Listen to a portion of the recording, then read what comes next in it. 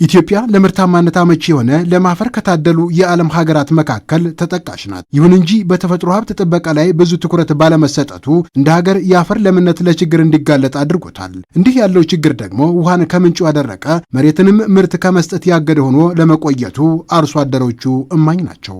ይሄ መሬት ደግሞ በአግባቡ አለመያዙ የተነሳ በተለያየ ተጋላጭነት ምርትና ምርታማነትን የመቀነስ እና ምርቱ በአብዛኛው ካለ መስጠቱ ያው መሬቱ ታጥቦ አፈሩ ታጥቦ በላይኛው አፈር በሚሄድበት ሰዓት ላይ ምርት ላይ እየቀነሰና አርሶ አደሩ ወደ ኑሮን ከእለት እለት ወደዛ እንትን ላይ የቆየበት ሂደት ነበረው ማለት ነው። ጎርፍ ቀልብሶ ወርታች ነበር ያው ማሳችን ይዞ የሚሄደው።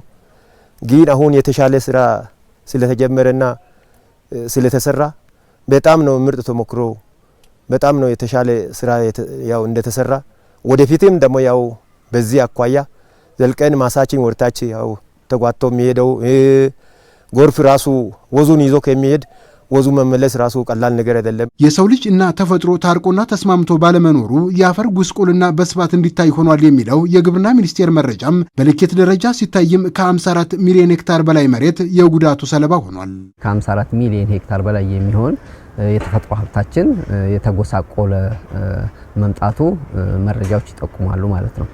ይሄ በመሆኑ እንግዲህ ምንድነው የተጎዳ ነው የሚለው አንደኛ ተደጋጋሚ ድርቅ በሀገራችን እንዲከሰት አድርጓል። የውሃ አካላቶቻችን እንዲቀንሱ አስችሏል። የአፈር መሸርሸር አጋጥሟል። ይህንን እውነት ለመቀየር የተቀናጀ ተፋሰስ ልማት ስራ እንደ ሀገር ትኩረት ተሰጥቶ መሰራት ከጀመረ ሰንበትበት ብሏል። እስካሁን የተሰሩ ስራዎችም ምንጮችን ከማጎልበት ጀምሮ መልከ ብዙ ውጤቶችን አስመዝግቧል።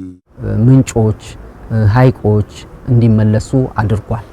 ይሄ በመሆኑ ህብረተሰባችን ተጨማሪ የመስኖ አማራጭ ለእንስሳትና ለሰው የመጠጥ ውሃ እንዲያገኝ አስችሏል።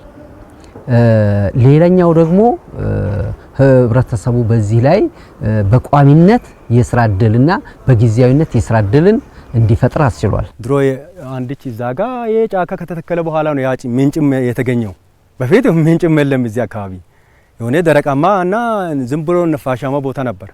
በረሃማ ቦታ ነበር። ምንም የሌለበት የራቆተ መሬት ነበር። የተቀናጀ ተፈጥሮ ሀብት ጥበቃ ስራ የምድርን ጤና በማረጋገጥ የሚደርሰውን ችግር ከመፍታት በተጓዳኝ የኃይል ምንጭ የሆኑ ግድቦችም አቅማቸው የጎለበተ እንዲሆን አጋዥ መሳሪያ ሆኗል። ግድቦቻችን ደግሞ በጎርፍ አማካኝነት በሲልት እንዳይሞሉና በዘላቂነት ኃይል እንዲሰጡ ያስቻለበት ሁኔታ ነው። በአጠቃላይ ምርትና ምርታማነትን ከፍ አድርጓል።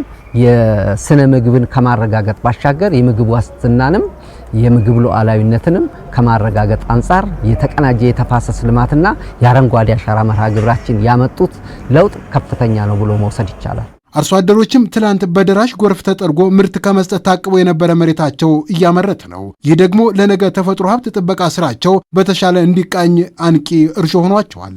ገብስ ተሰርቶ ምርት ነው የሰጠው። ይሄን አይተው ዘንድሮ ተጨማሪ በቃ ይሄን አካባቢ ሙሉ ያዘላን ቀበሌ ሙሉን እንደዚህ ሰርተን አፈሩንም እንጠብቃለን ከራብን እንወጣለን ብሎ ነው ህዝቡ ያው ተነሳስቶ እየሰራ ያለው። አፈራችን መጠበቅ የአፈርን ደህንነትን መጠበቅ ማለት የራሳችን ህይወትን እድሜውን ጨምረ ነው ማለት ነው። ስለዚህ አሁን ከዚህ በፊት ከነበረው አፈር ተንሸራቶ በተለያየ ለኛው አፈር ሲከላ የነበረው ነገር አፈር ያው እንደምታየው እዚህ አፈራችን ለማፈር እዚህ ማስቀራ ጀምረናል። አሁን ምርትና ምርታማነት አምና ባለፈው አመት ከነበረው አሁን ከፍተኛ ምርት አርሶ አደሩ አግኝቷል። ስለዚህ አርሶ አደሩም አሁን ይሄን ምርት ለውጥ በማየቱ አሁን በማህበረሰብ ንቅናቄ ያው ተፋሰሱን እየሰራበት ይገኛል ማለት ነው። በተያዙ አመትም ይህንን የተፈጥሮ ሀብት ጥበቃ ስራ ይበልጥ ለማስፋት ከ22000 ተፋሰሶች በላይና በ4 ሚሊዮን ሄክታር መሬት ላይ ከ25 ሚሊዮን በላይ ማህበረሰብ በማሳተፍ ስራው እየተከወነ ይገኛል።